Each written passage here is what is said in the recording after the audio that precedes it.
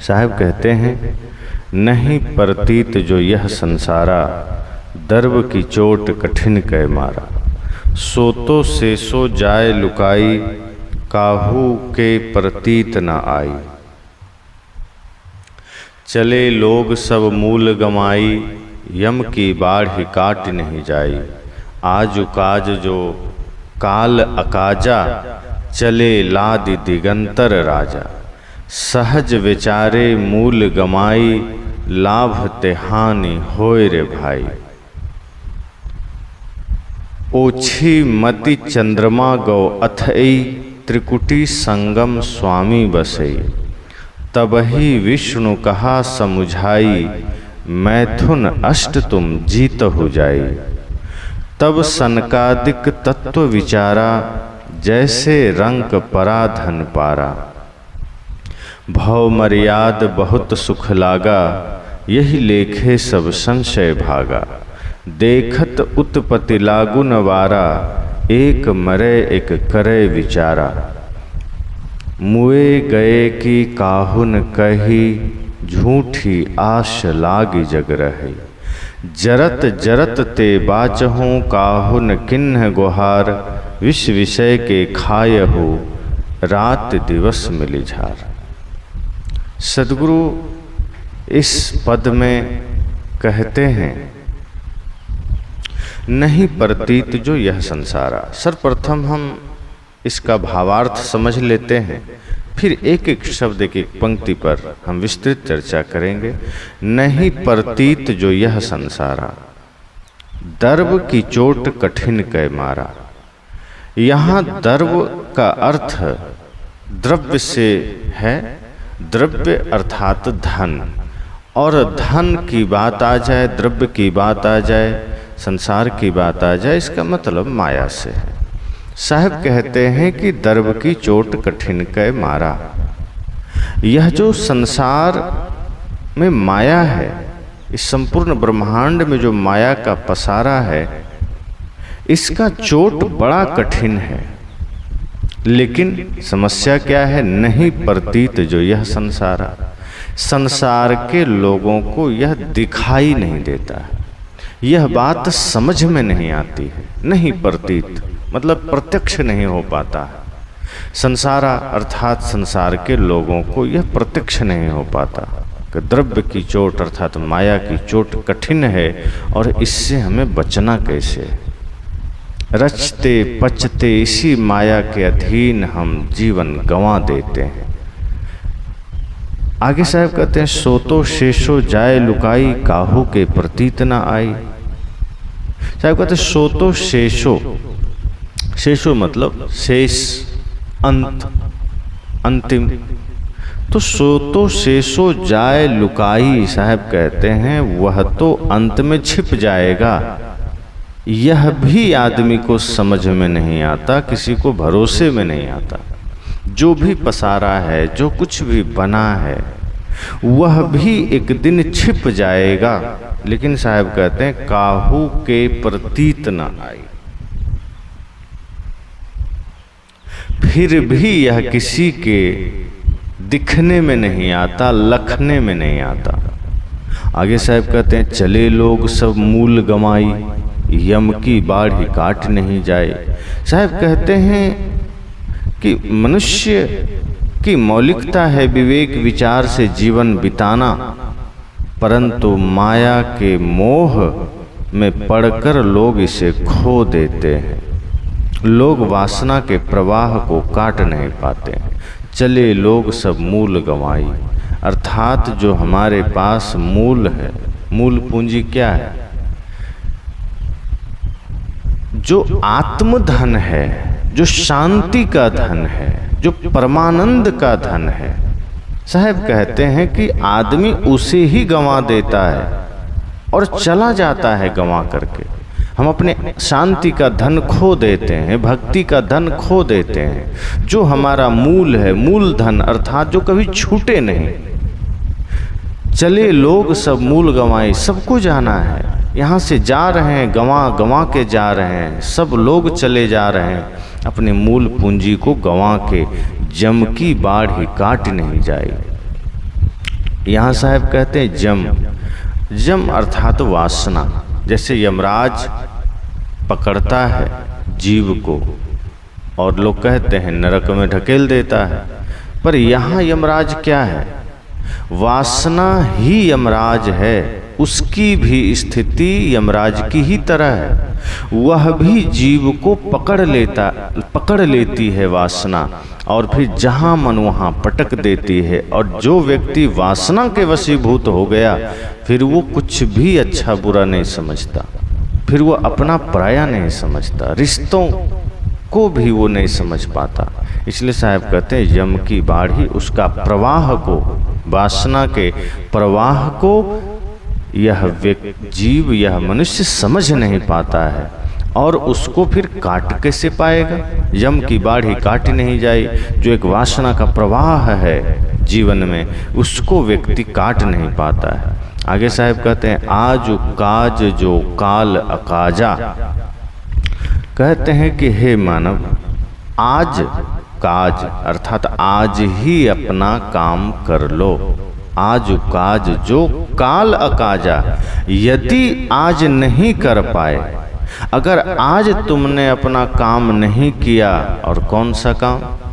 कल्याण का काम, आत्म कल्याण का काम, मन को वासना से मुक्ति का काम, मन की पवित्रता का काम, निर्मलता का काम। साहब कहते हैं आज काज, आज ही अपने कार्य को संपन्न कर लो।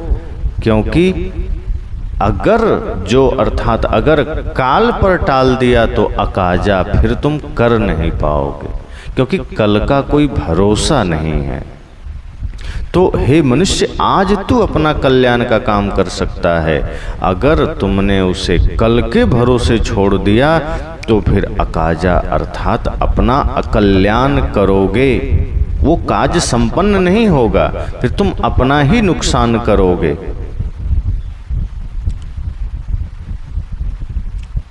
यदि तू उसे कल के भरोसे छोड़ता है तो अपना अकल्याण करेगा। आगे साहब कहते हैं चले लादि दिगंतर राजा, कि संसार के बड़े बड़े राजे महाराजे सारी माया यहीं छोड़कर और केवल अपने कर्मों की गठरी लाद कर यहाँ से चले गए। आज काज जो काल अकाजा, चले लादि दिगंतर राजा, कि अगर आज अपना आत्म कल्याण का काम नहीं किया तो कल पर अगर अपने काम को छोड़ दिया तो अकाजा हो जाएगा, अकल्याण हो जाएगा, फिर अपना काम संपन्न नहीं होगा।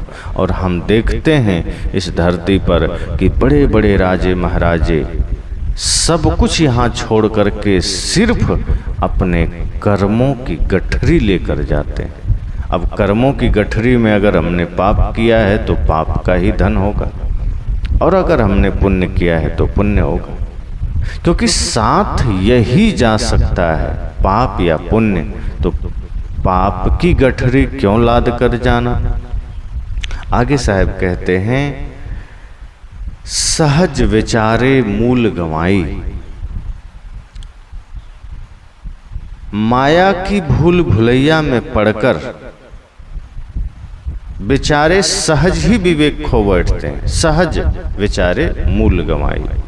साहब कहते हैं कि माया की जो भूल भुलैया है, इसका जो इसकी जो चमक दमक है, इसका जो विस्तार है, उसमें हम अपना मूल, अपने विवेक, अपने ज्ञान को खो बैठते हैं। लाभ ते हानि होए रे भाई। अगर हम अपना विवेक खो बैठते हैं तो माया के चक्कर में इच्छा तो लाभ की होती है। ऐसा कोई व्यक्ति नहीं मिलेगा धरती पर जो माया में भी अगर पड़ा है तो वो वहाँ वो हानि सोचता होगा। यहाँ तक कि कोई चोरी भी करता है तो वो वहाँ लाभ सोचता है। लेकिन साहब कहते हैं लाभ ते हानि होए रे भाई। वहाँ लाभ नहीं होता है, वहाँ अपनी हानि हो जाती है। तो भूल भुलैया में पड़कर जब हम अपना विवेक खो देते हैं तो माया के लोभ लाभ के व्यामोह में पड़ने से आत्म कल्याण की हानि होगी। आगे साहब कहते हैं, ओछी मति चंद्रमा गौ अथई, त्रिकुटी संगम स्वामी बसई। योगी लोग मानते हैं कि परम तत्व का निवास त्रिकुटी के मध्य में रहता है। दोनों भवों के बीच के जगह को और ललाट से हल्का नीचे, इसे त्रिकुटी माना गया है। तो योगी लोग यह मानते हैं कि परम तत्व का जो निवास है, परमात्मा का, परम निधान का, वह इसी त्रिकुटी के मध्य में है और उसी को पाने के लिए वे योग साधना करते हैं। परंतु उनमें जिनकी बुद्धि मलिन रहती है, ओछी मति, ओछी मतलब मलिन, मति मतलब बुद्धि, जिसकी बुद्धि मलिन रहती है उनका मन विषयों में लीन हो जाता है। चंद्रमा गौ अथई, अर्थात चंद्रमा यहाँ मन से तात्पर्य है, उसका मन विषयों में, अथई मतलब समाप्त हो जाता है, लीन हो जाता है, उसी में लग जाता है। आगे साहब कहते हैं, तब ही विष्णु कहा समझाई, कि तब ऐसे लोगों को भगवान विष्णु ने कहा, ऐसे लोगों से, कि पहले तुम जीवन में सदाचार अपनाओ। तब ही विष्णु कहा समझाई, मैथुन अष्ट तुम जीत हो जाए। उन्होंने कहा कि पहले तुम जीवन में सदाचार का पालन करो और जो ये अष्ट मैथुन है इस पर विजय प्राप्त करो। यही बात आगे सनकादिक ने कहा, वो भी उन्होंने यही तत्व विचार किया। तब सनकादिक तत्व विचारा, इन्हीं विषयों पर, इन्हीं चिंतनों पर उन्होंने भी विचार किया। और तब सनकादिक तत्व विचारा, जैसे रंक परा धन पारा, कि तब सनकादिकों ने तत्व विचार किया। वे इस प्रकार खुश हुए जैसे गरीब को पड़ा हुआ अपार धन मिल जाए। जैसे रंक परा धन पारा, जैसे रंक अर्थात जैसे गरीब को, भिक्षुक को परा धन पारा, पड़ा हुआ धन उसे मिल जाए। इस तरह से आगे साहब कहते हैं, भव मर्याद बहुत सुख लागा, यही लेखे सब संशय भागा। कि संसार में उनकी मर्यादा तथा महिमा हुई। किनकी? साहब कहते हैं, भव मर्याद बहुत सुख लागा, यही लेखे सब संशय भागा।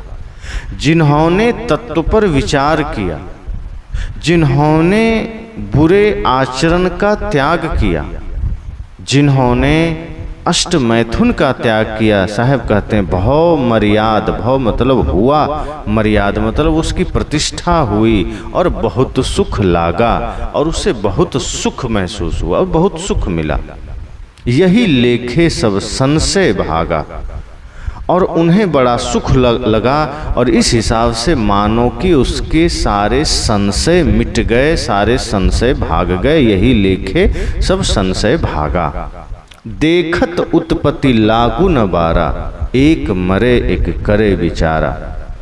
परंतु विवेक से देखने पर पता चलता है कि इस तत्व विचार से जन्म मरण का दुख नहीं दूर हो सकता। क्योंकि जिस तत्व विचार में आत्म कल्याण ना हो, आत्मज्ञान ना हो, मन माया की चर्चा ना हो, मन और माया की जो प्रबलता है जीव के प्रति, उससे विखंडित करने का ज्ञान ना हो, साहब कहते हैं फिर देखत उत्पत्ति लागू न बारा, फिर इस तत्व विचार से दुख दूर नहीं हो सकता। माया के मोह में पड़कर एक आदमी मर रहा है, एक मरे एक करे विचारा। जिस माया में समाज लगा है, संसार लगा है, उसी माया में पड़ करके आदमी मर रहा है, लेकिन दूसरा आदमी उसी माया में जाने का विचार कर रहा है। साहब कहते हैं देखत उत्पत्ति लागू न बारा। ये जो कुछ भी है देखने से पता चलता है कि इस तत्व चिंतन से, इस तत्व विचार से किसी का कल्याण नहीं हुआ, जन्म मरण का दुख दूर नहीं हुआ, बल्कि माया के मोह में पड़कर एक आदमी मरता जा रहा है और दूसरा उसी माया में उलझने के लिए सोच रहा है, तैयार हो रहा है। आगे साहब कहते हैं, मुए गए की काहुन कही, झूठी आस लागी जग रही। यह कोई नहीं बताता कि जो लोग माया मोह की भूल भुलैया में पड़कर मर गए, वे धोखे में चले गए। देखत मुए गए की काहुन कही, झूठी आस लागी जग रही। यह कोई नहीं कहता, जो मर के चला गया वो कैसे बताएगा कि हमने माया में झूठा मोह में पड़ा रहा, हम झूठी आसक्ति में पड़े रहे। जो व्यक्ति यहाँ से मर के चला जाता है, अगर कोई व्यवस्था हो उसके लौट कर आने का, वो जरूर बताएगा कि यहाँ तो हमने सब गंवा ही दिया, बाहर भी गंवा दिया, कुछ लेकर नहीं गए। पर कोई बताता नहीं है। जो लोग माया की मोह में, माया मोह की भूल भुलैया में पड़कर मर गए, वे धोखे में चले गए। और जो लोग जीवित रहते हैं, उनको जगत भोगों की झूठी आशा लगी रहती। अब जो जिंदा है, साहब कहते हैं, मुए गए की काहुन कही, जो मर गए वो फिर जाने के बाद वो कह नहीं सके माया मोह के उलझन को, माया मोह के झंझट को। और जो जिंदा हैं, वो झूठी आशा लगा करके माया के प्रति बैठे हुए हैं। साहब कहते हैं, जरत जरत ते बाचहु, काहुन किन्ह गुहार, विष विषय के खायहु, रात दिवस मिली झार। साहब कहते हैं, जन्म मरण के ताप में जलते जलते यह जीव बचने की भूमिका मानव शरीर में आता है। जरत जरत ते बाचहु, काहुन किन्ह गुहार। परंतु कोई सदगुरु की शरण में जाकर पुकार नहीं करता। विष विषय के खायहु, रात दिवस मिली झार।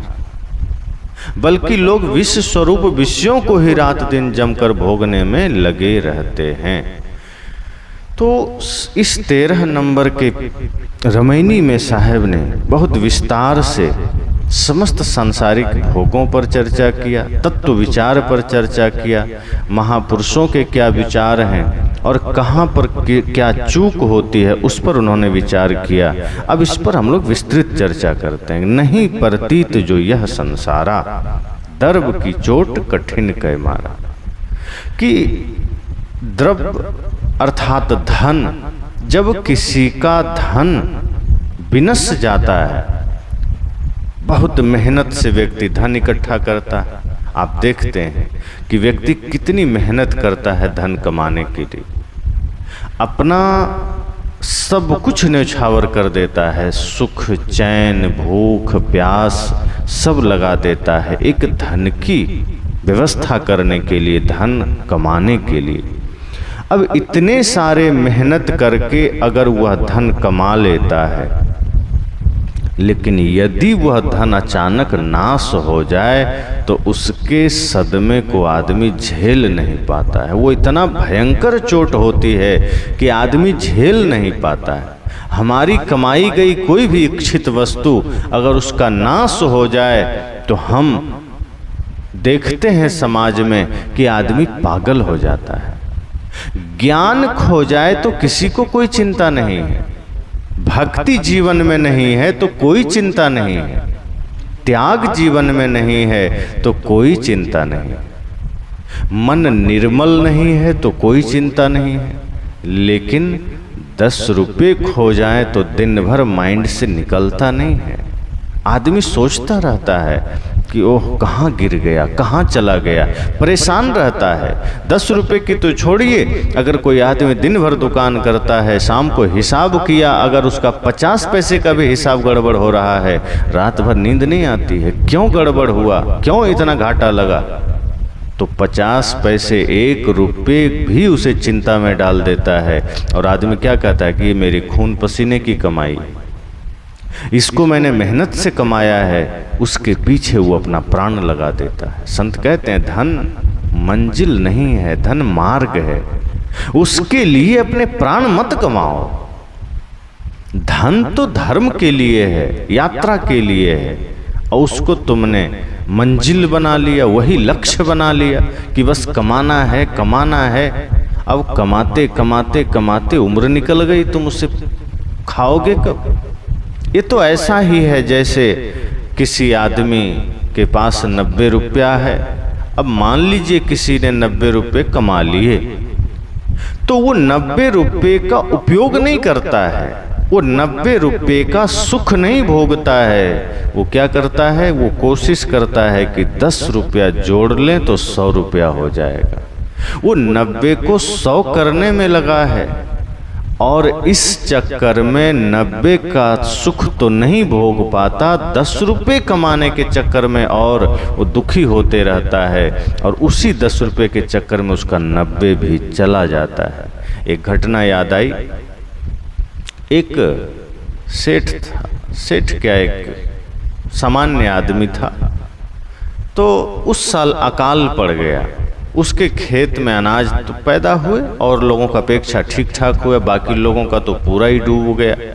तो उसके पास एक मैनेजर था, उसने कहा कि भैया बताओ, जितने अनाज हमारे हुए हैं, जितने ये धान पैदा हुए हैं, इसमें हम कितना दिन भोजन कर लेंगे?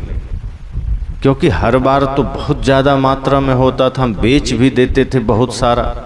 इस बार तो मुश्किल से खाने भर का हुआ है, पर हिसाब लगाओ कि क्या हम इसे साल भर खा तो लेंगे? तो मैनेजर बड़ा तेज तर्रार था, वो देखा कि ये 2-4 लोग मिलकर कितना दिन में इसे खा लेंगे जितना अनाज हुआ है। वो बारीकी से पूरा हिसाब किताब लगाया औसतन। तो उसने कहा, मालिक, जितना अनाज इस बार पैदा हुआ है, जितना धान पैदा हुआ है, इससे हम लोग साल के 364 दिन खा लेंगे, एक दिन के लिए नहीं है। सेठ सिर ठोक लिया, कहा ये तो बड़ा अनर्थ हो गया। 364 दिन बस खा पाएंगे, एक दिन क्या करेंगे? फिर एक दिन हमें तो मांगना पड़ जाएगा, खरीदना पड़ जाएगा। ये तो बड़ी बुरी बात है, बड़ी चिंता की बात है, बड़ी समस्या है। मैनेजर सुना तो उसको हैरानी हुई, उसे लगा कि 364 दिन का भोजन इसके पास है, फिर भी एक दिन के लिए चिंता कर रहा है। अरे तुम खाते चलो, 365वां दिन जब आएगा तो देखा जाएगा, तब का तब सोच लेना। ये आज ही चिंता में पड़ गया। अभी जो 364 दिन का भोजन सामने है, पहले उसे तो खा लो। क्या भरोसा कि तुम 365 दिन जी जाओगे? किसी का भरोसा है क्या? कल क्या होगा? एक जानवर भी कल की चिंता नहीं करता। उसे आज खाने दीजिए, खा के फिर पेट भर जाता है, उसी पर गोबर कर देता है। वो सोचता ही नहीं कल क्या खाएंगे, निश्चिंत है वो। लेकिन आदमी ऐसा मूर्ख है कि वो कल की सोच सोचकर आज का सुख खो देता है, आज की शांति खो देता है, आज का आनंद गंवा देता है।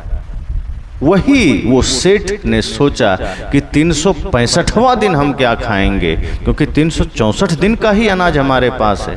ये सुनकर के सबको हंसी आएगी कि 364 दिन खाता, 65वां तो ऐसे भी निकल जाएगा। लेकिन वो नादान, और ये नादान सिर्फ वो सेठ नहीं, हर कोई नादान है, हर कोई यही करता है। तो मैनेजर तो हंसने भी लगा कि कैसा पागल है, जिसके पास साल के 364 दिन का भोजन हो, वो 65वें दिन की चिंता में रो रहा है। पर वो सेठ, वो आदमी बड़ा चालाक था, हर जगह चालाकी करता था, हर जगह बुद्धि से काम लेता था, हर जगह बाजी मार लेता था। पर आज उसकी चालाकी अलग ही तरह की थी। उसने कहा, देखो मैनेजर, 364 दिन का भोजन है, तो एक दिन आगे कभी भूखा रहना पड़ सकता है। हो सकता है हम 65वां दिन भूखे रहें। तो ऐसा करते हैं कि आगे क्या, हम आज ही भूखा रह लेते हैं, सुबह से दिन भर नहीं खाएंगे तो 364 दिन बचेगा, फिर उतना में हमारा काम हो जाएगा, फिर कोई चिंता नहीं। मैनेजर ने कहा, भैया आगे का बात है, आगे देख लेना, आज क्यों मरे जा रहे हो? कहा, नहीं नहीं, हम आज ही भूखे रह लेते हैं, फिर हमारा पूरा मामला फिट हो जाएगा। अब कभी भूखा रहा नहीं था, संयम तो जीवन में था नहीं, वो भूखा रहने लगा। सुबह से 8-9 बजा, पेट में चूहे कूदने लगे। 10 बजा तो एकदम इतना परेशान हो गया, क्या करें, अब जिधर देखे भोजन ही भोजन नजर आए, कभी भूखा रहा ही नहीं था। 11-12 बजते बजते तो उसका एकदम चारों तरफ ध्यान सिर्फ अन्न पर ही जा रहा है कि अरे अब तो कुछ तो खाना पड़ेगा, अब तो रहा नहीं जाएगा। ऐसा सोचते सोचते जब 1-2 बजा तो दोनों पति पत्नी कहता है देखो ऐसा है, जीवन रहा तो कल देख लेंगे, आज तो कुछ खाना पड़ेगा। तो सेठ ने कहा नहीं, अनाज नहीं खाएंगे। अगर अनाज धान का चावल खा लिए, धान से चावल निकाल के बना करके, तो हमारा एक दिन भोजन कम पड़ जाएगा। तो सेठानी और तेज थी, उसकी पत्नी, उसने कहा ऐसा करो धान का चावल बनवा लो और उसमें जो भूसा निकलेगा हम लोग आज वही खा लेते हैं। तो भूसा खा लेंगे तो एक दिन हमारा कट जाएगा, भूख भी मिट जाएगी और 364 दिन हमारा बच जाएगा सुरक्षित। 65वां तो हम आज ही निकाल लेंगे। सेठ ने कहा वाह तुम तो बड़ी चालाक हो, हमसे भी ज़्यादा ज्ञानी, धन्यवाद। चलो थोड़ा ज़्यादा ही भूसा तुम खा लेना, हम थोड़ा कम खाएंगे। भूसा निकलवा के लाया। अब सोचिए भूसा खाने की चीज़ है, जानवर का शरीर और जानवर का मुख ऐसा बनाया जाता है कि वो खा भी लेगा, पचा भी लेगा, पर आदमी का शरीर भूसा के लिए नहीं बना है। अगर वो भूसा फाँक भी लेगा तो क्या दुर्गति होगी। लेकिन वो बूढ़ा बूढ़ी ने सोचा कि 365वां दिन हमारा भोजन की व्यवस्था नहीं होगी, तो आज ही पहला दिन ही हम भूसा खा के काम चला लेते हैं। पहले तो कोशिश किया भूखे रहने का, रहा नहीं गया, संयमी था नहीं, भोगी आदमी, रोगी था। बस उसने जैसे ही भूसा खाना शुरू किया, जैसे तैसे पहला मुट्ठी तो फाँक गया, दूसरा लिया तो वो कंठ में ही अटक गया। भूसा अटकेगा ही, भूसा है। कंठ उठ छिलते हुए पूरा किसी तरह वो पेट में गया और जब न तो धीरे से ऊपर आया न भीतर ठीक से जा रहा है, छिलते हुए पूरा अटक गया, सांस अटक गई और खांसते खांसते मुंह से ब्लड आया। क्योंकि भूसा तो कठोर होता है, उसका छिलका नुकीला होता है, वो जहाँ से जिधर से गया चिरते फाड़ते जख्म बनाते पेट में गया और धीरे से दोनों ओ करते हुए छींकते खांसते वहीं प्राण त्याग दिया, मर गया। वो पहला दिन उस भोजन को मेंटेनेंस करने के चक्कर में 365वां दिन को भोजन कैसे होगा इस चक्कर में पहला ही दिन प्राण गंवा दिया। 364 दिन का भोजन पड़ा रह गया। मैनेजर हंसने लगा कि देखो नादानों को, आराम से 364 दिन ये खाता, 365वां दिन तो ऐसे ही निकल जाता है, एक दिन का भोजन तो कहीं न कहीं बंद हो जाता। लेकिन नादानी इसकी देखो कि 365वां दिन का भोजन नहीं है, उस चक्कर में पूरा 364 इसका चला गया, बल्कि पूरी जिंदगी चली गई। यही तो हम कर रहे हैं। हमारे पास 90 रुपया है, हम 10 के चक्कर में पड़ जाते हैं कि किसी तरह 100 पूरा करें, और 100 पूरा होता है तो फिर हम 1000 पूरा करने में लग जाते हैं। 1000 पूरा हो गया तो हम 10,000 में लग जाते हैं, और किसी के पास 10,000 है तो सोचता है 1 लाख पूरा कर ले। किसी के पास 1 लाख आ गया, पहले सोचता था मेरे पास 1 लाख होगा तो हम इतने सुख से रहेंगे, शांति से रहेंगे, मस्त में होकर जिएंगे। लेकिन जब 1 लाख आ गया तो आदमी सोचता है किसी तरह 10 लाख कर ले, फिर करोड़ कर ले। साहब कहते हैं ये धन की लालसा, ये धन की चपेट बहुत खतरनाक है। हम इतनी मेहनत, इतनी तृष्णा से धन को इकट्ठा करते हैं, लेकिन वही धन हमारे लिए प्राण घातक बन जाता है।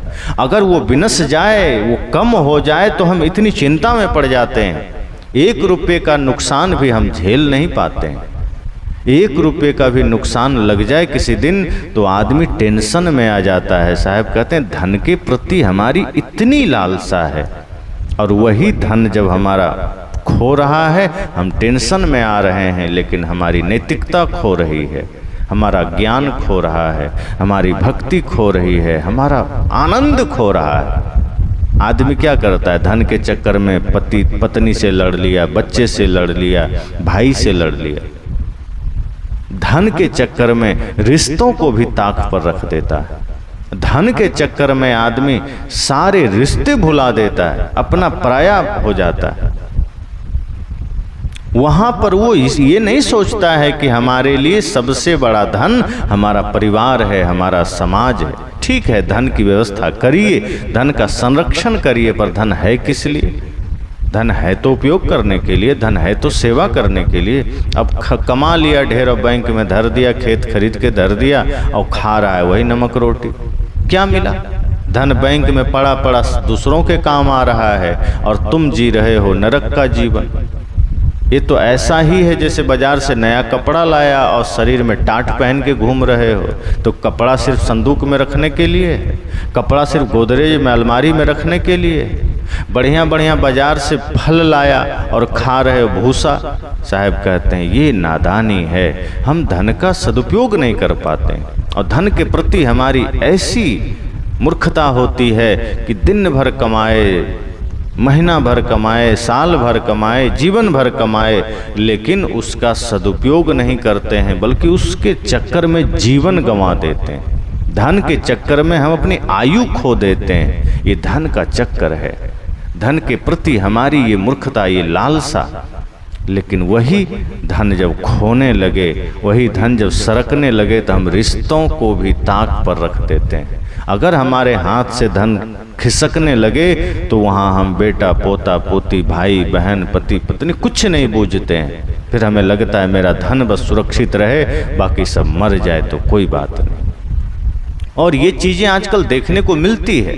आप जो महाभारत काल में देखिए, धन के चक्कर में आपस में भाई लोग लड़ मरे। लेकिन रामायण देखिए तो धन को त्याग करके राम जी ने भाई से प्रेम किया, भरत जी ने धन का त्याग करके भाई से प्रेम किया, तो वहाँ सुख मिला। शुरू में कुछ दिन दुख में जीवन बीता, कुछ समय पीड़ा में जीवन बीता, लेकिन धीरे धीरे उन्हें सुख, समृद्धि, शांति की प्राप्ति हुई, परमानंद की प्राप्ति हुई और आज चारों भाइयों की पूजा होती है। तो धन के चक्कर में हम रिश्तों को भी लात मार देते हैं, हम रिश्ते को भी ठुकरा देते हैं। धन महत्वपूर्ण हम इतना बना लेते हैं कि पत्नी से झगड़ा कर लिए, भाई से बंटवारा कर लिए, लेकिन अंत में वो जाता नहीं है। हम सोचते तो हैं लेकिन वो साथ नहीं देता है। एक आदमी था, धन का बड़ा लोभी था, पर अपने बेटे से भी प्रेम करता था, पर उससे ज़्यादा प्रेम वो धन से करता था। अब एक दिन आया, 10,000 रुपया था गड्डी में, नोटों का बंडल में, अपने छोटे से बेटे के हाथ में दे दिया। वो लेके खेलने लगा। अब 3 साल के 2 साल के बच्चे को क्या पता कि ये धन है, पैसा है, उसे तो खिलौना चाहिए, पर धन हाथ में दिया, रुपए का बंडल दे दिया। खेलते खेलते गया, भट्ठी जल रही थी, उसमें डाल दिया, वो सब पैसा जल के राख हो गया। उस आदमी को इतना क्रोध आया। धन के जाने के बाद आदमी पागल हो जाता है। धन छूटने का जो चोट है, साहब कहते हैं ना, दर्व की चोट कठिन कै मारा।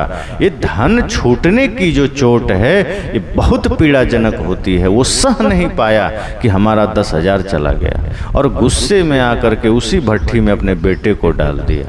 जैसे नोट जल के राख हो गया, इसी तरह उसका बेटा भी जल के राख हो गया। साहब कहते हैं ये दर्ब की चोट कठिन कै मारा। लेकिन समस्या ये है कि नहीं प्रतीत जो यह संसारा, यह दिखता नहीं है कि भले ही धन छूटने का, धन बिखरने का दर्द होता है, लेकिन आदमी को यह प्रतीत नहीं हो रहा है कि यह साथ नहीं देता है। अंत में नष्ट होंगे, अंत में सब जाएगा, विनष्ट जाएगा। नहीं प्रतीत जो यह संसारा, दर्ब की चोट कठिन कै मारा। साहब कहते हैं ये जो धन की मार है, ये माया की जो मार है, ये वासना की जो मार है, बड़ा कठिन है। और हम फिर भी इसके छूटने पर बड़ा पीड़ित होते हैं, बड़ी पीड़ा में जाते हैं, ये जानते हुए कि यह साथ नहीं देने वाला है। कोई भी साधन हमारे जीवन की यात्रा को सुगम बनाने के लिए, उसमें मोह नहीं करना है, आसक्ति नहीं करनी है। हम घर बनाते हैं, घर हमारे शरीर की सुरक्षा के लिए है। अगर हम घर में ही आसक्ति कर लिए तो घर की एक पपड़ी भी उखड़ेगी तो हमारा मन विचलित होगा, पीड़ित होगा। तो घर हमारे लिए है, हम घर के लिए नहीं हैं। धन हमारे लिए है, हम धन के लिए नहीं है, लेकिन हम घर के लिए बन जाते हैं, धन के लिए बन जाते हैं और हम सब कुछ खो देते हैं। तो साहब ने कहा कि इस तरह से नहीं प्रतीत जो यह संसारा, ये संसार के लोगों को दिखता नहीं है। दर्व की चोट कठिन कै मारा, ये माया की जो चोट है, ये धन की जो चोट है, बड़ा कठिन है। इसके छूटने पर आदमी पीड़ित हो जाता है, विह्वल हो जाता है कि छूट रहा है, ये बिखर रहा है। यह हमसे जा रहा है, पर ये दोनों तरह से कष्ट देता है। यहाँ दो अर्थ निकल सकते हैं, दर्भ की चोट कठिन के मारा। ये माया की चोट बड़ा कठिन है। जो जो इसके चक्कर में पड़ा, माया ने उसे लतेड़ा है, उसे थपेड़ा दिया है। और एक अर्थ यह होता है कि दर्भ की चोट कठिन के मारा, कि दर्भ छूटने का जो चोट है, धन छूटने की जो चोट है, वो बड़ा कठिन होता है। तो धन, माया का थपेड़ा बड़ा कठिन है और धन छूटने का चोट भी बड़ा कठिन है। इसलिए साहब ने कहा कि नहीं प्रतीत जो यह संसारा, दर्भ की चोट कठिन के मारा, कि संसार के लोगों को यह समझ ही नहीं आता। नहीं प्रतीत जो यह संसारा, दर्भ की चोट की, माया की मार, धन की मार, वासना की मार, कामना की मार, इच्छा की मार्ग बड़ा ही कठिन है, बड़ा ही चोटीला है। आगे साहब कहते, सोतो शेषो जाए लुकाई, काहू के प्रतीत न आई। वे कहते हैं कि यह धन तो प्रयोग करने की वस्तु है, सदुपयोग करने की वस्तु है। यह व्यर्थ समेटने की वस्तु थोड़े, इकट्ठा करने की वस्तु थोड़े। हम इसको जमा कर लिए और उसको हम खा नहीं रहे हैं, हम उसका उपयोग नहीं कर रहे हैं। तो आगे साहब क्या कहते हैं, सो तो शेषो जाए लुकाई। शेषो मतलब अंत में, लुकाई मतलब छिप जाएगा। अगर हमने धन का सदुपयोग नहीं किया, अगर हमने धन का सदुपयोग नहीं किया और साथ साथ अगर धन का इस्तेमाल हमने धर्म के कार्यों में नहीं किया, किसी भूखे को भोजन, प्यासे को पानी नहीं दिया, अगर हमने धन से किसी दीन दुखी, गरीब, लाचार, बेसहाय की सहायता नहीं की, तो क्या होगा? वो बैंक में पड़ा है, तिजोरी में पड़ा है, कहीं आपने उसे लगा दिया है। तो जब यमराज आएगा, जब प्राण इस शरीर से खींच कर ले जाएगा, तो साहब क्या कहते हैं, सो तो शेषो जाए लुकाई, कि अंत में वह यहीं छिप जाएगा, यहीं रह जाएगा, वो साथ में नहीं जाएगा, वो यहीं बिखर जाएगा। सो तो शेषो जाए लुकाई, वो यहीं बिखरेगा, यहीं छूटेगा, लेकिन काहू के प्रतीत ना आई। जो धन यहीं छूट जाएगा, जो पद यहीं छूट जाएगा, और तो और यह जो शरीर है यह भी यहीं छूट जाएगा, शरीर का रूप यहीं छूट जाएगा। साहब कहते हैं काहू के प्रतीत ना आई, लेकिन किसी को यह भरोसा नहीं होता है। मृत्यु शैया पर लेटा हुआ आदमी तो यह जान जाता है, वो समझ जाता है कि अब हमारा अंतिम समय आ गया। पर वही आदमी जब होश में था, अर्थात शक्ति संपन्न था, थोड़ा शरीर में बढ़िया जान थी, तब तक वह यही सोचता था कि अभी तो सब मेरा है, घर मेरा, धन मेरा, जमीन मेरी। लेकिन जब मृत्यु शैया पर लेट गया, तब उसे लगता है अब सब छूट रहा है। पर यह बात वहाँ घेरे हुए लोग देख रहा है कि उसका सब छूट रहा है। पर साहब क्या कहते हैं, सो तो शेषो जाए लुकाई, काहू के प्रतीत ना आई। अंत में सब छूटेगा, यह देखते हैं हम कि जो हमसे पहले वाले दादा परदादा चले गए, पड़ोसी कोई जा रहा है, उसका सब छूट रहा है, उसका नाम यही है, रूप यही है, पद यही है, धन यही है, मकान यही है, रिश्ते नाते यही हैं। वो यहाँ से चला गया, खाली हाथ चला गया, कुछ लेके नहीं गया। लेकिन यह देखते हुए हमें भरोसा नहीं होता है। वे सब अंत में नष्ट हो जाते हैं, लेकिन हमें उसका विश्वास नहीं होता। वाल्मीकि रामायण में बात आई है, सर्वे क्षयंता निचयाः पतनान्ताः समुच्छयाः संयोगा विप्रयोगान्ता मरणान्ता च जीवितम। वाल्मीकि रामायण में महर्षि वाल्मीकि जी कहते हैं सर्वे क्षयांता, अर्थात सारे संग्रहों का अंत विनाश में है। और वे कहते हैं सारी उन्नतियों का अंत पतन में है, सारे संयोगों का अंत वियोग में और जीवन का अंत मरण में है। सर्वे क्षयांता निचयाः पतनांताः समुच्छयाः संयोगा विप्रयोगांता मरणांतम च जीवितम। वाल्मीकि रामायण के में यह बात आई है। साहिब भी कहते हैं कि इसलिए आदमी अपने विनाश को नहीं रोक सकता है, धन को बिखरने से नहीं रोक सकता है। वो यह सोचेगा कि अंत में यह हमारा साथ देगा। साहब कहते हैं नहीं नहीं, सो तो शेष हो जाए लुकाई। वो अंत में जाना ही जाना है, अंत में छिपना ही छिपना है। भरोसा जितना जल्दी आप कर लें जीवन में शांति आ जाएगी। अगर हम यह भरोसा नहीं करते हैं, हमें यह विश्वास नहीं होता है, तो साहब कहते हैं फिर तो अपना सब खो गया। फिर तो आप चाहें ना चाहें हमारा सब कुछ नष्ट होगा, हम चाहें न चाहें खाली करना पड़ेगा।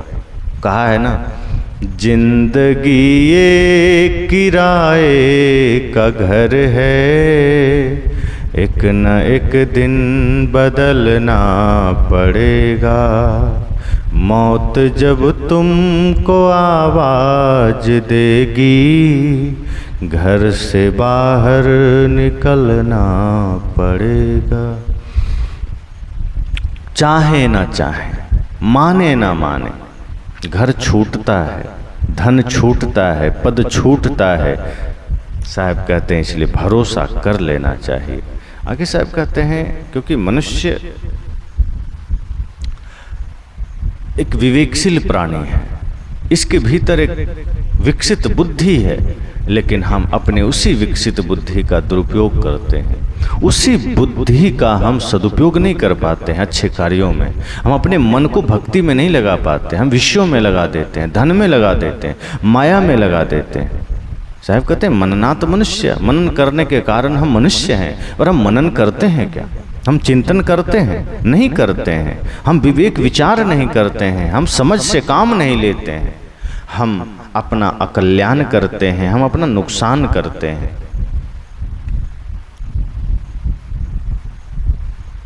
हम माया में उलझ करके, विषयों में उलझ करके, भोगों में उलझ करके अपना कीमती समय खोते चले जा रहे हैं।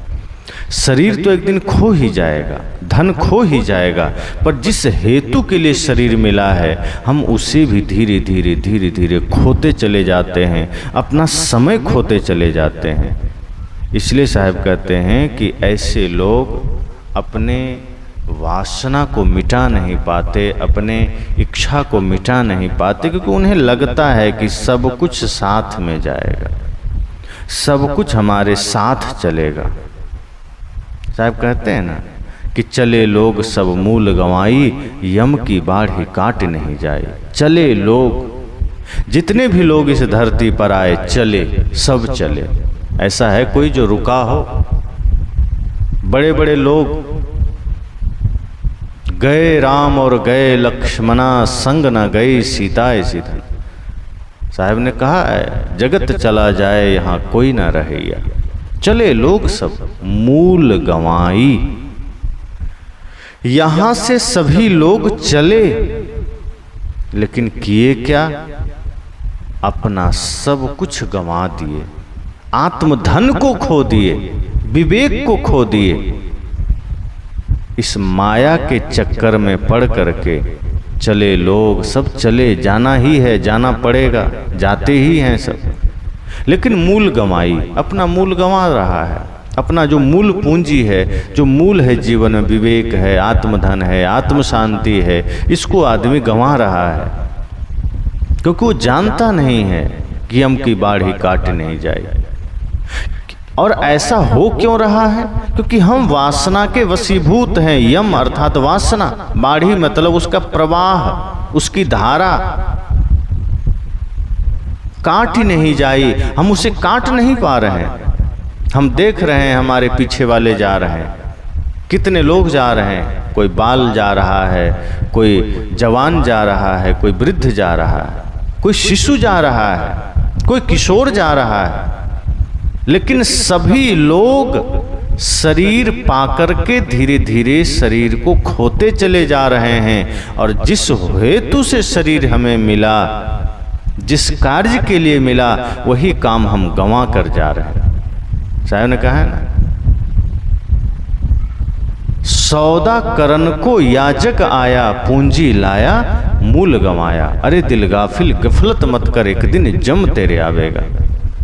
सौदा करने आए थे, ज्ञान का सौदा, शांति का सौदा, मोक्ष का सौदा, प्रेम का सौदा, लेकिन सौदा करन को याजक आया, पूंजी लाया मूल गंवाया। जो हमने कुछ पूर्व जन्मों का शुभ संस्कार हम यहाँ लाए थे, हमने लाया था, मूल गंवाया। हम वो मूल धन को भी हम गंवा दिए इस माया में पढ़कर, इस विषय में पढ़कर। इसलिए साहब कहते हैं चले लोग सब मूल गंवाई, सभी लोग मूल गंवा कर जा रहे हैं। और यम की बाढ़ी, वासना का जो प्रवाह है, ये काट नहीं पा रहे हैं।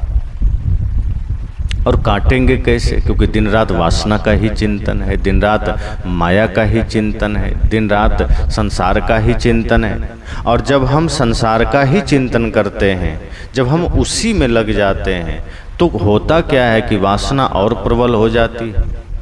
हम ये तो देख रहे हैं कि हमारे पीछे वाले सब जा रहे हैं, बड़े बूढ़े जितने हैं सब निकल रहे हैं, पर हम खुद नहीं सोचते हैं कि हम इस धरती पर आए क्यों थे, और हमें भी ऐसे ही चले जाना है। हम भी मूल गंवा कर चले जाएंगे, और इसी वासना में रहे तो वासना कभी हमें सुख से जीने नहीं देगी। आए थे हरि भजन को, ओटन लगे कपास, हरि कीर्तन को आए थे, सत्संग को आए थे, मन को निर्मल बनाने आए थे, और दुनियादारी के विस्तार में इतना लग गए कि हम उसी को जीवन मानने लगे। दुनिया भर के फिजूल चीज़ों में हमने स्वयं को गंवा दिया। साहब कहते हैं इससे हमारा मन उलझेगा, हमारा जीवन उलझेगा, और फिर हम कभी वासना से मुक्त नहीं हो पाएंगे। फिर हम भोगी बनकर जीते चले जाएंगे, फिर वासना की आग में हम जलते चले जाएंगे। इसलिए मुक्त होने की जरूरत है। हमें देखना है कि जो लोग जा रहे हैं वो खाली हाथ जा रहे हैं, वो कुछ लेकर नहीं जा रहे हैं, फिर हम वासना में क्यों लगे हैं। आगे साहब कहते हैं आज काज जो काल अकाजा, चले लादि दिगंतर राजा। वे कहते हैं कि आज काज जो काल अकाजा, यहाँ विशेष जोर साहब दे रहे हैं कि आज काज, आज अवसर है, आज मौका है, आज वर्तमान में हमें समय मिला है अपना काम करने को। अपना काम क्या है? मैंने पहले ही कहा था कि जैसे हम संसार के प्रति जागरूक हैं, धन के प्रति जागरूक हैं, शरीर के प्रति जागरूक हैं, इसी तरह अपनी भक्ति के प्रति हमें सजग होना है कि हमें गुरु भक्ति करनी है, आत्म कल्याण करना है, मोक्ष की साधना करनी है, सत्य की साधना करनी है। साहब कहते हैं आज काज, आज काज का समय है, आज ही अपना काम कर लेना है। अगर काल पर टाल दिए अकाजा, फिर हम अकल्याण कर लेंगे, हमारा काम नहीं होगा, फिर हम ऐसे ही चले जाएंगे। कल फिर काम नहीं हो सकता है, फिर अकाज हो जाएगा, फिर हमारा काम सधेगा नहीं, काम बनेगा नहीं। आज काज जो काल अकाजा, अगर आज का समय हमने गंवा दिया, आज का समय हमने माया मोह में गंवा दिया, जैसे वर्तमान जो हमें मिला है यही अपने हाथ में है, हम करते क्या हैं, वर्तमान को हम खो देते हैं।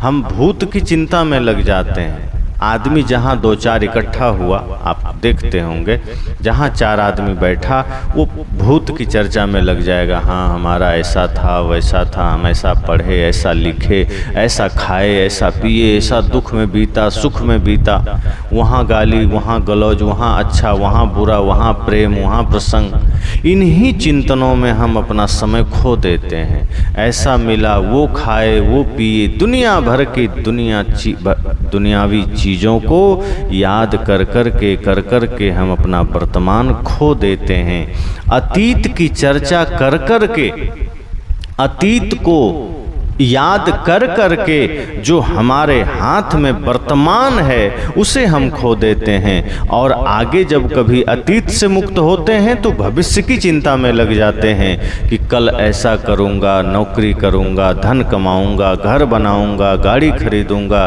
यहाँ जाऊँगा, वहाँ जाऊँगा, उससे बदला लूँगा। इन्हीं चिंतनों में हम भविष्य को खो देते हैं साहब। भविष्य की चिंता में हम अपना वर्तमान को खो देते हैं। भविष्य हाथ में नहीं, अतीत हाथ से निकल गया, भूत हाथ से चला गया, भविष्य आया नहीं, और हम अतीत की चिंता करते हैं, भूत की चिंता करते हैं, और भविष्य की चर्चा करते करते भविष्य के बारे में सोचते सोचते सब चला गया। कई बार आदमी अतीत की चिंता में लग जाता है कि ओह मेरा बीता हुआ समय ऐसा हो गया, मेरा बीता हुआ समय वैसा हो गया। दिन रात सोच रहा है कि ऐसा क्यों हुआ, वैसा क्यों हुआ, उससे क्यों मिला, उससे क्यों बिछड़ा, वो क्यों खोया, मेरा धन खो गया, मैं किसी से मिला था वो बिछुड़ गया या बिछुड़ गई। यही सोचते सोचते उसकी चिंता में हम भूत को हम कुछ कर नहीं पाते हैं। भूत निकल गया, हम उसको बदल नहीं सकते, और ऐसे ही भविष्य की कल्पनाओं में लगे लगे लगे लगे हमारा जो वर्तमान का कीमती समय है हम उसे भी खो देते हैं। साहब कहते हैं आजू काज, इसलिए हे मनुष्य, हे प्राणी, चेत जाओ, सजग हो जाओ, जाग जाओ। आज का समय हाथ में है। आज जो वक्त मिला है उसी में कल्याण कर सकते हो, उसी में आत्म शांति की साधना कर सकते हो। अगर कल पर टालोगे तो कल के भरोसे क्या मिला है, कल के भरोसे में आज तुम खोते चले जा रहे हो। ये ध्यान देना, भविष्य वर्तमान होकर ही निकलेगा। इसलिए चाहते हो भविष्य ठीक करना तो वर्तमान को ठीक कर लेना। अगर चाहते हो कि मृत्यु सुखद हो जाए तो जीवन को ठीक कर लेना। साहब ने कहा भी है ना, काल करे सो आज कर, आज करे सो अब, पल में परलय होएगा, बहुरी करेगा कब। साहब कहते हैं कि जो कल करने को सोचे हो आज कर लेना, लेकिन ऐसा शुभ कार्यों में सोचना। भक्ति सोचते हैं कल कर लेंगे, भजन कल कर लेंगे, सत्संग कल कर लेंगे, दान कल कर लेंगे, कल्याण का काम कल कर लेंगे। साहब कहते हैं नहीं, कल नहीं, आज ही सोचो, आज ही करना है, अभी ही करना है।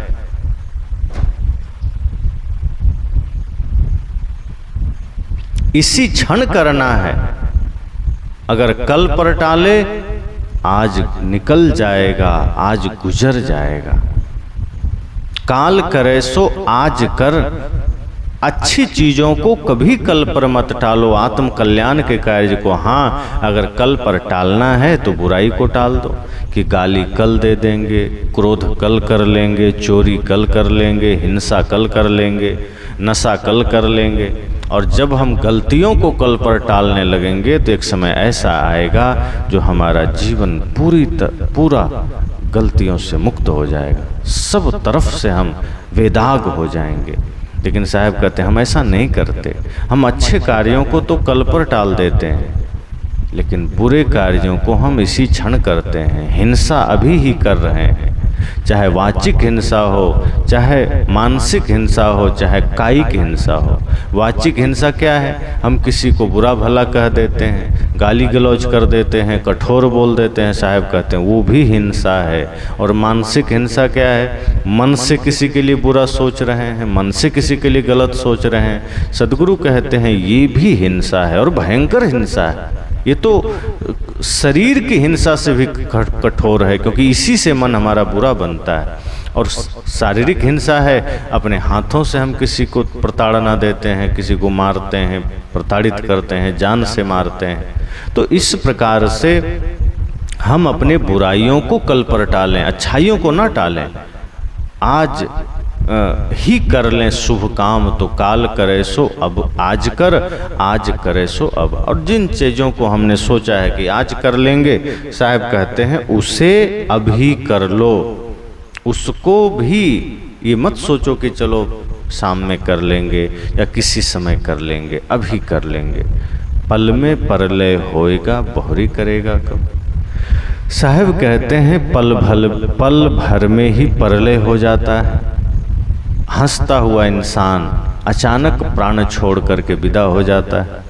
अच्छा भला सब कुछ चल रहा होता है कि अचानक एक्सीडेंट हुआ, पूरा माहौल बदल जाता है। सब कुछ सही है, अचानक भूकंप आया, पूरा हजारों लोग धरती में समा जाते हैं। पल में परलय हो रहा है। हंसता खेलता आदमी रास्ते में जा रहा है, अचानक करंट लगा, मर जाता है। किसी भी तरह हार्ट अटैक आया, आदमी मर जाता है। साहब कहते हैं पल में परलय होएगा तो बहुरी करेगा कब? फिर कब करोगे? फिर पता नहीं दोबारा मनुष्य शरीर कब मिले। ये अवसर बड़ा सुंदर मिला है, ये समय बड़ा सुंदर मिला है। कल मिले न मिले कौन जानता है। इसलिए साहब ने कहा आजू काज जो काल अकाजा, चले लादि दिगंतर राजा। साहब कहते हैं आज ही अपना काम कर लेना, आज ही अपना कल्याण का, आत्म कल्याण का काम कर लेना, शांति का काम कर लेना। वरना कल को क्या होगा? जैसे राजे महाराजे माया मोह में पड़े रहे, इस लोभ में कि बहुत कुछ मिलेगा, धन मिलेगा, पद मिलेगा, सदा साथ रहेगा। लेकिन साहब कहते हैं चले लाद, वो सिर्फ पाप या पुण्य की गठरी लाद कर जाते हैं, अपने कर्मों की गठरी लाद कर जाते हैं। माया में पड़कर वे सब कुछ यहीं खो देते हैं, कुछ भी साथ नहीं जाता, कुछ भी लेकर नहीं जाता।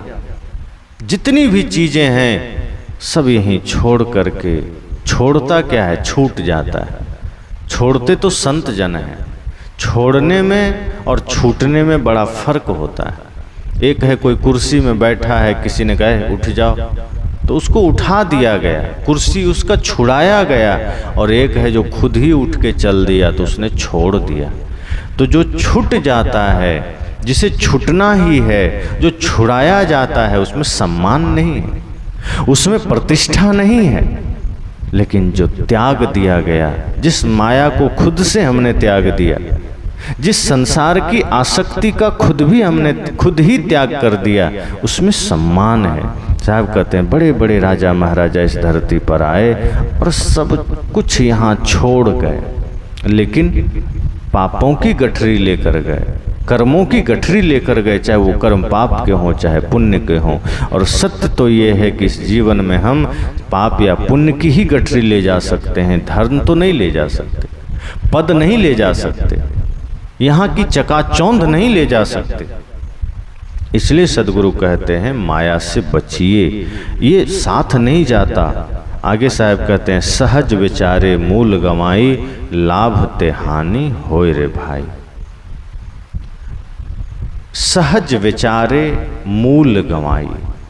साहब कह रहे हैं कि जो मोह में पड़ा हुआ भोला मानव है, इंसान है, बेचारा सहज ही अपनी विवेक शक्ति खो देता है।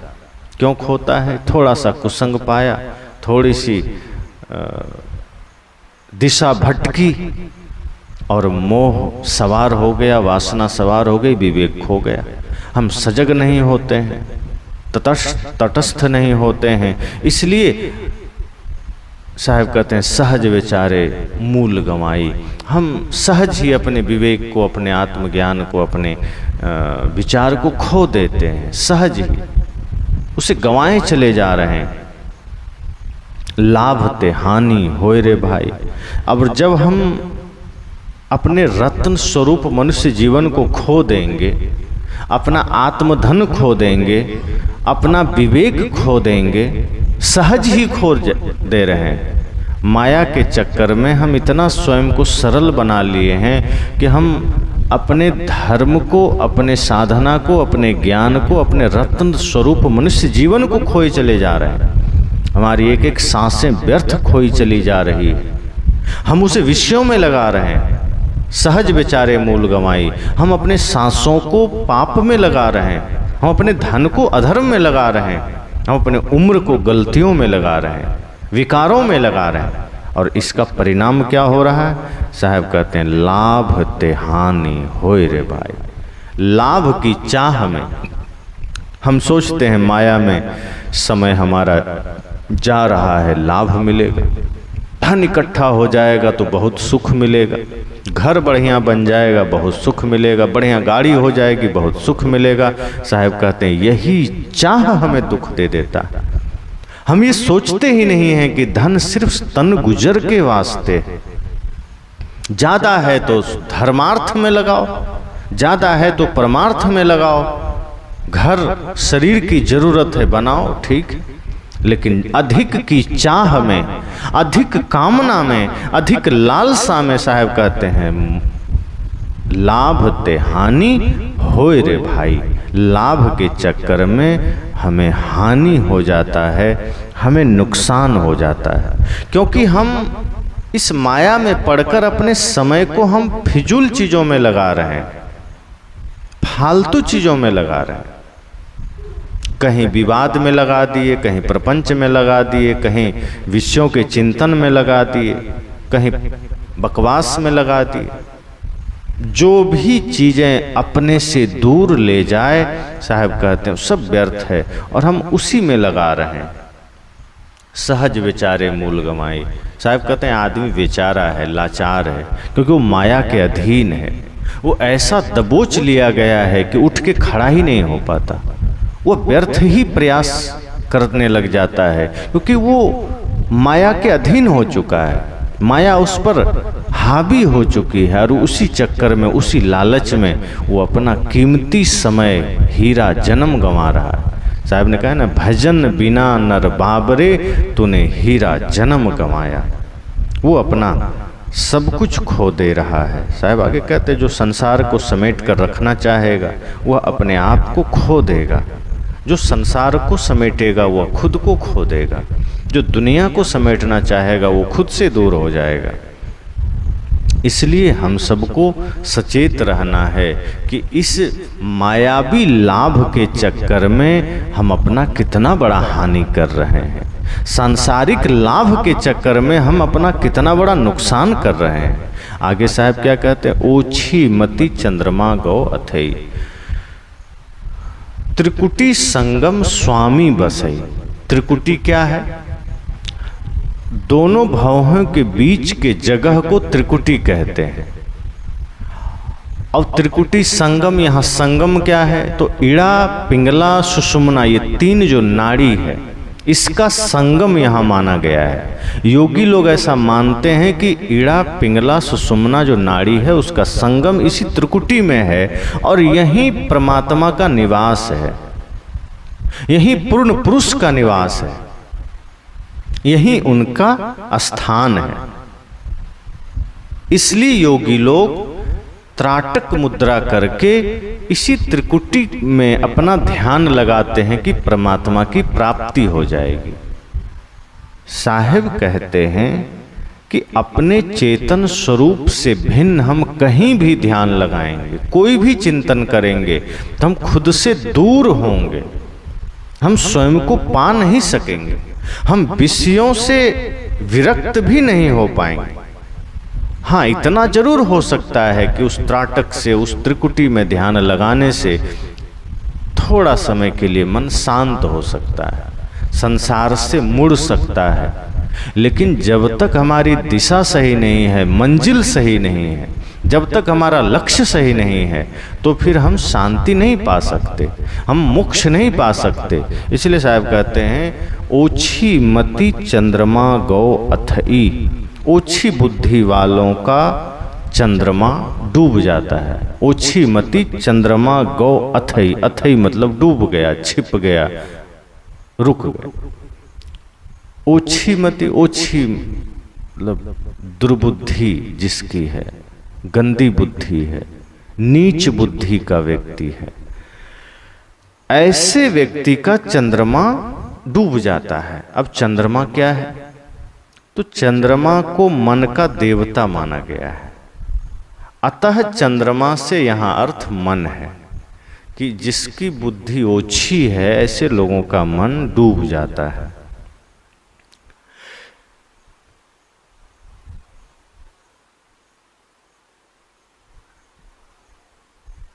अब जिस व्यक्ति का मन विषयों में लगा है, जिस व्यक्ति की चेतना विषयों में लगी है, साहब कहते हैं उसका क्या होता है कि विषयों में राग और सत्य के प्रति त्याग। सत्य से हम विमुख हो रहे हैं, ध्यान से हम विमुख हो रहे हैं, भक्ति से हम विमुख हो रहे हैं, लेकिन दुनियादारी में हम मन को लगा रहे हैं, कामना में मन को लगा रहे हैं, विषयों में मन को लगा रहे हैं। ऐसे लोगों का क्या होता है, ओछी मति चंद्रमा गौ अथई। फिर ऐसे लोगों का जो मन है वो डूब जाता है।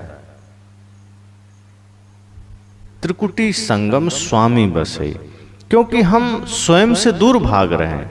हम त्रिकुटी में ध्यान तो लगा रहे हैं, हम इड़ा पिंगला सुषुम्ना नाड़ी में ध्यान को तो लगा रहे हैं, त्राटक कर रहे हैं, लेकिन हम स्वयं से दूर हैं, क्योंकि हम उसे ही परमात्मा मान रहे हैं। अगर हमने एक ध्यान की इस साधारण सी विधा को हमने लक्ष्य मान लिया तो इसका मतलब है कि हम रास्ते में रह जाएंगे, हम फिर वहाँ तक नहीं पहुँचेंगे, और फिर धीरे धीरे हमारा मन हमें डुबा देता है, हमें गिरा देता है। साहब कहते इसलिए लक्ष्य महान बनाइए, लक्ष्य को ऊंचा बनाइए, अर्थात हम अपना लक्ष्य त्रिकुटी और ये बिंदु, ये ध्यान से यहाँ वहाँ न लगाएं।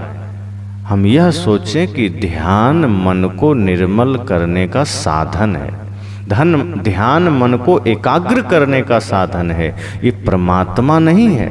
हम आंख बंद करते हैं, जो लाल पीला नीला दिखता है, तो ये मन को रोकने का साधन है, ये परमात्मा नहीं है। ये कोई अमर ज्योति नहीं है, अखंड ज्योति नहीं है। कानों को बंद करके जिस ध्वनि को हम सुनते हैं वो हमारे शरीर में जो रक्त प्रवाह है नस नाड़ियों में, उसकी ध्वनि है। ये कोई नाद नहीं है, अनहत नाद नहीं है। सांसों पर जो हम मन को ठहराते हैं, यह सिर्फ सांस के द्वारा मन को साधने की विधा है। इसी तरह से जो हम त्राटक करते हैं, त्रिकुटी संगम अर्थात जहाँ ईड़ा पीड़ा सुषुम्ना नाड़ी का संगम है, जहाँ हम मन को केंद्रित करते हैं, मन को ठहराते हैं, यह परमात्मा नहीं है। ऐसा करके हम धीरे धीरे स्वयं से दूर हटते हैं। फिर हमारा मन हमें विषयों में लगाता है, कामनाओं में लगाता है, क्योंकि जब सत्य की परख नहीं होगी, जब परम ज्ञान की परख नहीं होगी, तो कितना भी हम ध्यान करें, मन हमारा विषयों में ही जाएगा और फिर मन हमें डुबाएगा। साहब ने क्या कहा, ओछी मति चंद्रमा गौ अथई त्रिकुटी संगम स्वामी वसई। मतलब ऐसे लोग यही करते हैं, योग साधना करते हैं, त्राटक करते हैं, ध्यान लगाते हैं, त्रिकुटी के माध्यम से सत्य को पाना चाहते हैं, परंतु उनमें से जब हमारी मलिन बुद्धि होती है, मलिन मन होता है, तो वो त्राटक काम नहीं करता है, फिर मन डूब जाता है। इसलिए साहब आगे कहते हैं कि ऐसे लोगों के लिए जो सिर्फ ध्यान त्राटक कर रहे हैं, जो सिर्फ बाहर की ओर अपना ध्यान, अपना मन को लगा रहे हैं, साहब क्या कहते हैं, तब ही विष्णु कहा समझाई। तो ऐसे लोगों को विष्णु ने समझा कर कहा। अब प्रश्न हो सकता है कि विष्णु भगवान तो खुद ही शादीशुदा हैं, वो तो खुद भोगों में लगे हैं, वो कैसे ज्ञान दे सकते हैं। साहब कहते हैं सच्चा ज्ञान कोई भी दे सकता है। अगर कोई सदगृहस्थ भी है, अगर कोई परिवार में रहते हुए साधना में जी रहा है, तो कोई भी व्यक्ति सही रास्ता दे सकता है। एक सदगृहस्थ एक विरक्त को भी रास्ता दिखा सकता है, अगर विरक्त भटक रहा है। और कहीं कहीं तो बात आई भी है, रजोगुणी ब्रह्मा तमोगुणी शंकर सतोगुणी हरि होई। तो हरि को, विष्णु को सतोगुण का प्रतीक माना गया है, अर्थात जो व्यक्ति सतोगुण प्रधान है, जिसमें सत्य की प्रधानता है, वो विष्णु रूप है।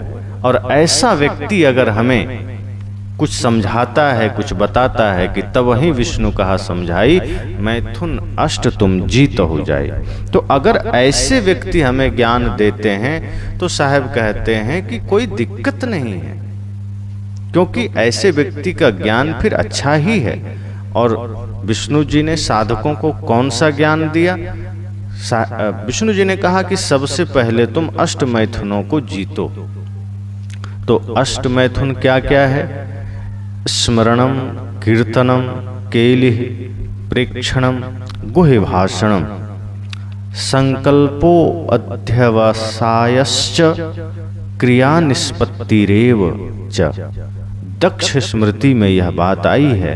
विष्णु जी ने कहा कि सबसे पहले विषय का स्मरण, जो कामना मन में है, जो संसार की आसक्ति मन में है, जो संसार के प्रति आकर्षण मन में है विषय का, तो विष्णु जी ने कहा कि सबसे पहले इसका जो स्मरण मन में चल रहा है इसका त्याग कर दो। उसके बाद विषय प्रशंसा, जैसे विषय की प्रशंसा, जो भी विषय रूप है, माया रूप है, कामना रूप है, हम उसकी प्रशंसा करने लगते हैं। तो जैसे ही हम विषय की प्रशंसा करते हैं मन वहां अटकने लगता है, मन उसमें जाने लगता है। फिर विषय की प्रशंसा हमें आकर्षित करती है, हमें बांधती है। तो विष्णु जी ने कहा कि विषय का स्मरण मत करना, विषय की प्रशंसा मत करना और विषयोत्तेजक क्रीड़ा मत करना। ऐसी क्रीड़ा जो हमें उत्तेजना से भर दे, ऐसी क्रीड़ा नहीं करनी।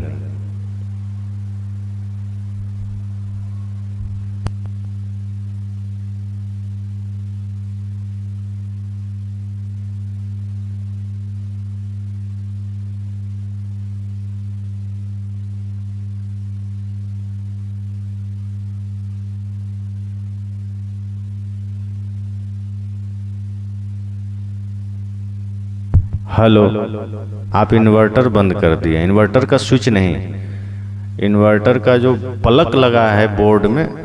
हाँ, हेलो। तो मैंने कहा कि विष्णु जी समझा रहे हैं, तब वही विष्णु कहा समझाई मैथुन अष्ट तुम जीत हो जाए। तो विष्णु जी किसको समझा रहे हैं? वो लोग जो सिर्फ त्रिकुटी में ध्यान लगा रहे हैं, जो मन को विषयों में लगा रखे हैं और सोचते हैं कि त्रिकुटी में ध्यान लगाने से मोक्ष मिल जाएगा। तो साहब कहते हैं कि विष्णु जी ऐसे लोगों को समझा रहे हैं कि तब वही विष्णु कहा समझाई मैथुन अष्ट तुम जीत हो जाइए। सबसे पहले तुम ये जो अष्ट मैथुन है इसका त्याग करो। इस अष्ट मैथुन का त्याग करो। अष्ट मैथुन क्या है? विषय स्मरण, विषय प्रशंसा, विषय से संबंधित जो भी चीज है उसका स्मरण मत करो और उसकी प्रशंसा मत करो। कई लोग कहते हैं वाह क्या सुंदर रूप है, वाह क्या मकान है, क्या दुकान है, क्या सुंदर गाड़ी है, क्या सुंदर स्त्री है। विष्णु जी कहते हैं ये विषयों की प्रशंसा भी मत करना और विषयोत्तेजक क्रीड़ा मत करना। ऐसी कोई भी क्रीड़ा मत करो जिससे विषय की उत्तेजना बढ़े। उसके बाद कहते हैं विषयाशक्ति पूर्वक देखना, किसी चीज को आकर्षण में देखना, विषय में भर के देखना, ये भी नहीं करना है। विषयों के प्रति गुप्त वार्ता, और जहाँ इकट्ठे हुए तो संसार की चर्चा में लग गए, शादी विवाह की चर्चा में लग गए, स्त्री पुरुष की चर्चा में लग गए, माया की चर्चा में लग गए, दुनियादारी की चर्चा में लग गए। विष्णु जी कहते हैं ये वार्ता भी नहीं होनी चाहिए। विषय संकल्प, और ऐसा कोई संकल्प ना हो जिसमें विषय समाया हुआ हो, वासना समाई हुई हो। विषयों के लिए निरंतर यत्न तथा स्थूल विषय क्रिया, किसी भी प्रकार का क्रिया जो विषय से संबंधित हो ये नहीं करना है। तो ये अष्ट मैथुन है। जब इसका हम त्याग कर देते हैं तो उसका मन साधना में लगता है, तब उसका मन त्रिकुटी में भी लगेगा। पर अगर हमारा मन गंदा है, अपवित्र है, और हम कितना भी त्राटक करें नहीं होगा। इसलिए विष्णु जी ने कहा कि तब ही विष्णु कहा समझाई। विष्णु जी का संदेश दक्ष स्मृति में आया कि तब हमें अपने भीतर से ये सारे अष्ट मैथुन का त्याग कर देना है, इसको निकाल देना है। तब क्या होगा? जब विषयों का चिंतन मन से निकल जाएगा, विषयों का स्मरण मन से निकल जाएगा, विषयोत्तेजक क्रीड़ा मन से निकल जाएगी, विषय की चर्चा निकल जाएगी।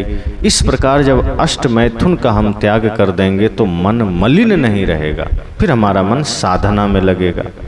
और इसलिए जब इस प्रकार के ज्ञान हमें कोई सतोगुणी व्यक्ति दे दे, कोई समझदार व्यक्ति दे दे, कोई ज्ञानी पुरुष दे दे, तो हमें उसे आत्मसात करना चाहिए। ये नहीं कि हाँ ये कैसे दे सकता है। कई बार होता है कि हम बहुत साधना में होते हैं, हालांकि वो बाहरी साधना होती है, हम भीतर से साधना में हो नहीं पाते हैं। आप सब भी देखते हैं, कई बार कोई आदमी बढ़िया सत्संग कर रहा है, बढ़िया सब उसका जीवन चल रहा है, प्रवचन कर रहा है, लेकिन कोई थोड़ा सा छोटा या साधारण आदमी उसको कुछ सुना दे, कुछ समझा दे कि हाँ आप ऐसा करते हैं, आपको थोड़ा ये चीज़ कर लेना चाहिए, आपका ध्यान ठीक नहीं है, आपका सत्संग ठीक नहीं है, या फिर कह दिया कि इसको इस तरीके से करिए, वो तुरंत कहता है तुम मुझे सिखाओगे, हम इतना दिन से सत्संग कर रहे हैं, हम इतना दिन से ये कर रहे हैं। साहब कहते हैं यही रजोगुण है, यही तमोगुण है। ये नहीं सोचना है कि कोई छोटा हमें कैसे सिखा दिया, विनया बनत हो जाना है कि वाह कोई तो हमें सही राय दे रहा है। अगर हम कोई चीज़ जान रहे हैं, पहले से पता है, फिर भी किसी ने कह दिया तो क्या दिक्कत है, विनम्रता से सुन लेना है कि नहीं ठीक है आपने बहुत अच्छा कहा। अगर सटीक बात है तो स्वीकार कर लेना है, नहीं सटीक है तो सिर्फ सुन लेना है। इसलिए साहब कहते हैं कि अगर ये कोई सतोगुणी व्यक्ति हमें आत्मकल्याण की बात बताए, विषयों से विरक्ति की बात बताए, तो हमें उसे सुनना चाहिए, हमें उसमें लगना चाहिए। तब सनकादिक तत्व विचारा, जैसे रंक पराधन पारा। आगे साहब कहते हैं कि इस संदेश को मान करके, विष्णु जी का यह राय सुन करके, मान करके, सनकादिकों ने भी, सनक, सनंदन, सनातन, सनत कुमार ने ब्रह्मचर्य का पालन किया और इस पर तत्व विचार किया, समझा, बूझा, इस अंतिम सत्य को जाना। और जब इस सत्य को उन्होंने जाना, विषयों से विरक्ति को जाना, परमानंद को जाना, तो ऐसा लगा जैसे रंक परा धन पारा। जैसे किसी रंक को पड़ा हुआ धन कहीं मिल जाए, अचानक किसी भिखारी को अचानक बहुत सारा धन मिल जाए तो उसको कितनी खुशी होगी, सोच भी नहीं सकते। तो वही कहते हैं कि तब सनकादिक तत्व विचारा, जैसे रंक परा धन पारा। तब सनकादिक ने भी विष्णु जी के इस बात पर विचार किया, समझा और ब्रह्मचर्य का पालन किया।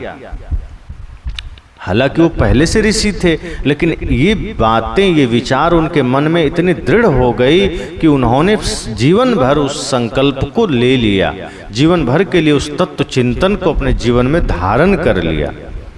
और यह करने के बाद सनकादिक इतने प्रसन्न हुए जैसे उन्हें कहीं से गड़ा हुआ धन मिल गया।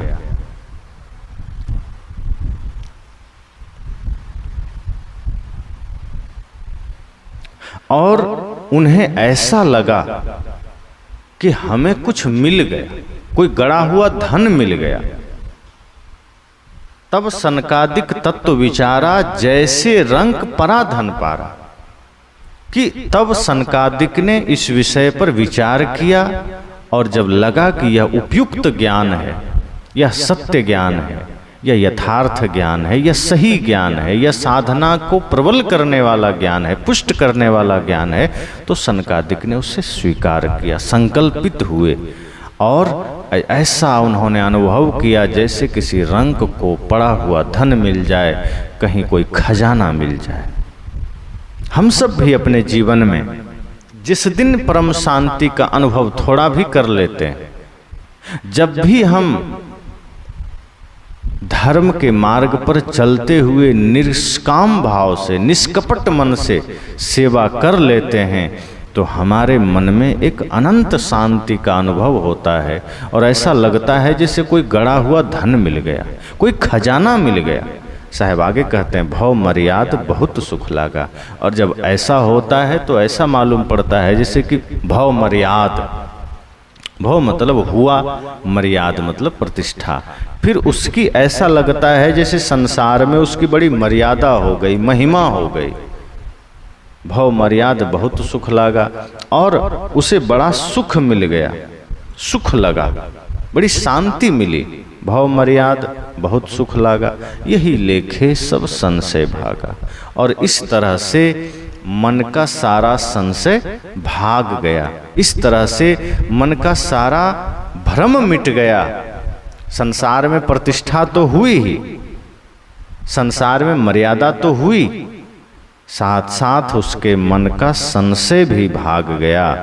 हालांकि यहाँ सदगुरु कबीर ने जो सनकादिक की चर्चा की है तो हल्का संशयात्मक लगता है। साहब कहते हैं कि तब सनकादिक तत्व विचारा जैसे रंग पराधन पारा, कि सनकादिक ने इस पर तत्व चिंतन किया, तत्व विचार किया, लेकिन ऐसा महसूस हुआ जैसे कि पड़ा हुआ धन किसी भिक्षुक को मिल जाए। आगे साहब ने कहा कि भव मर्याद बहुत सुख लागा, यही लेखे सब संशय भागा।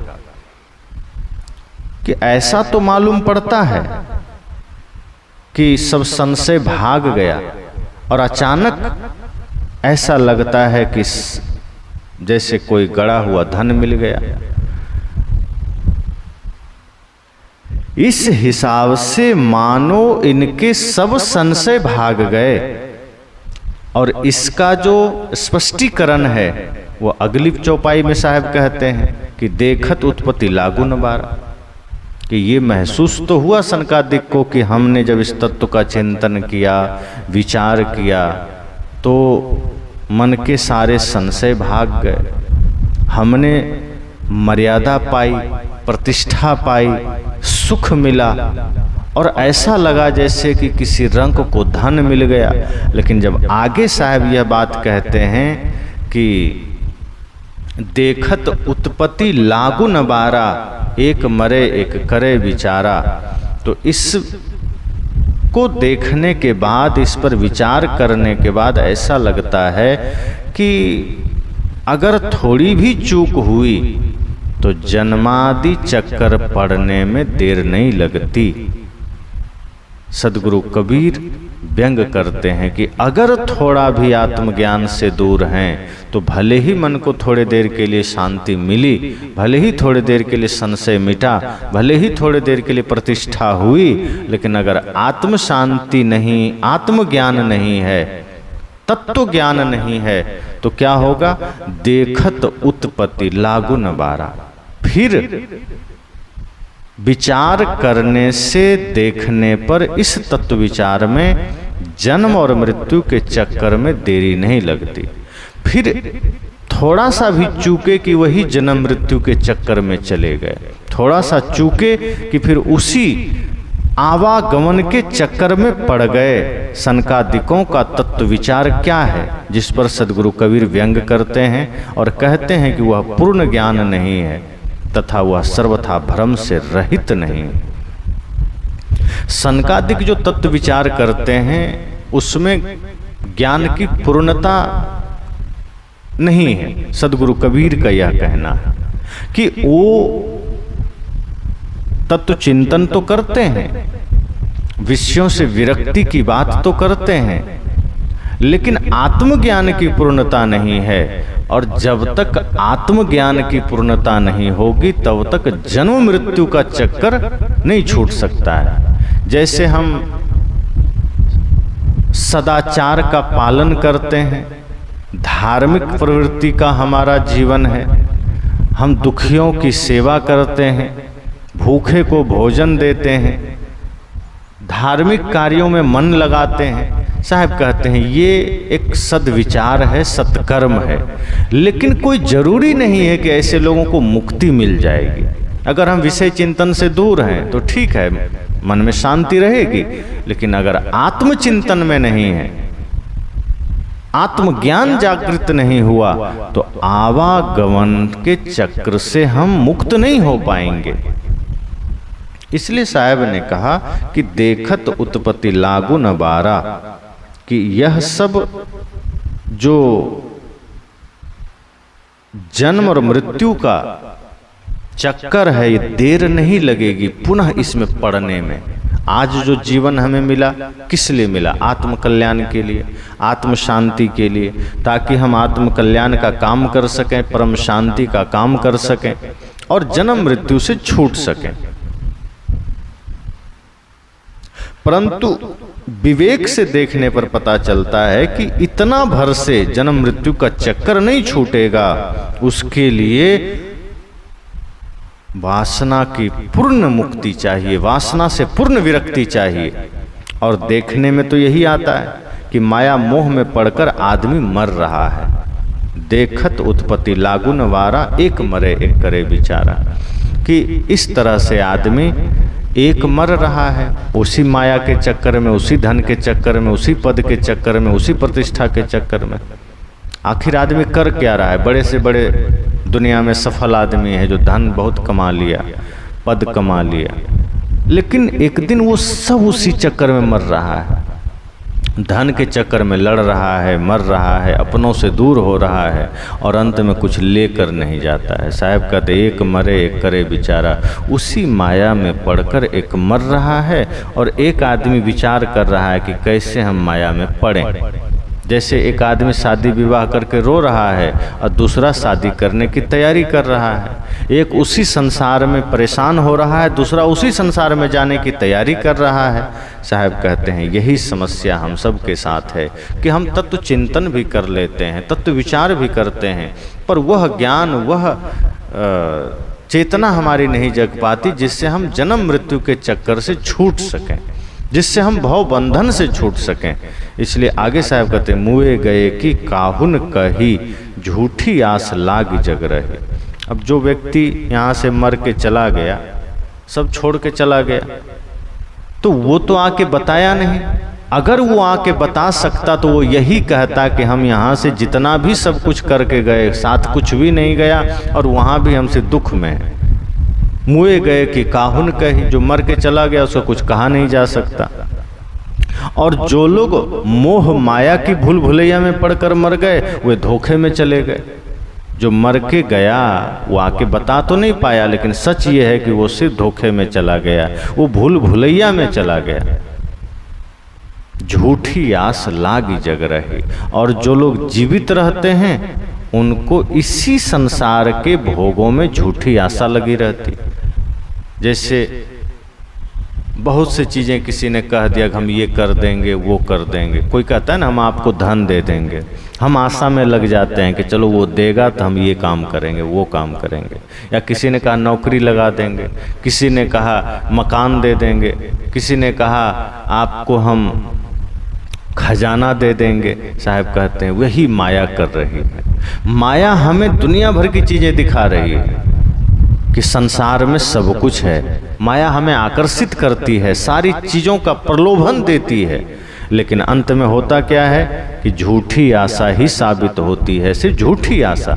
माया कुछ देती नहीं है, हमसे लेती है। हमारी सांसें ले लेती है, हमारी आयु ले लेती है, हमारा शरीर ले लेती है, हमारी प्रतिष्ठा ले लेती है, हमारा मान सम्मान ले लेती है। साहब कहते हैं माया के लालच में मत पड़ो, माया की लालसा में मत रहो, माया के आशा में मत रहो। माया कभी किसी को कुछ देती नहीं है। इसलिए साहब